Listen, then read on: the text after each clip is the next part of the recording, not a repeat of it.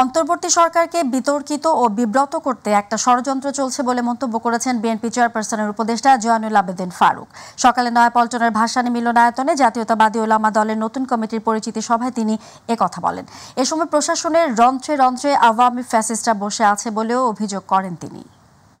সবচেয়ে গণতান্ত্রিক দেশ আমেরিকা, তার প্রেসিডেন্ট নির্বাচনের পরের দিনে হুট করে একটা আওয়াজ বেড়ে পড়ল, ট্রাম্পের ছবি নিয়ে তোমরা রাস্তায় নামো, ট্রাম্পের উপর আঘাত আসলে, ছবিতে আঘাত আসলে আমরা এটা বিশ্বের দরবারে ট্রাম্পের কাছে তুলে ধরবো, তাহলে ইউনুস সরকার আর থাকতে পারবে না। প্রিয় ভাইরা, এগুলো একটা ষড়যন্ত্র, এই ষড়যন্ত্র রুখতে হবে, কিন্তু এমন একটি পথে আপনারা এগোবেন না যেটা জনগণ আপনাদেরকে আবার প্রত্যাখ্যান শুরু করতে পারে। তা আমাদের দাবি, সংস্কারও চলবে, নির্বাচনের রোড ম্যাপও চলবে।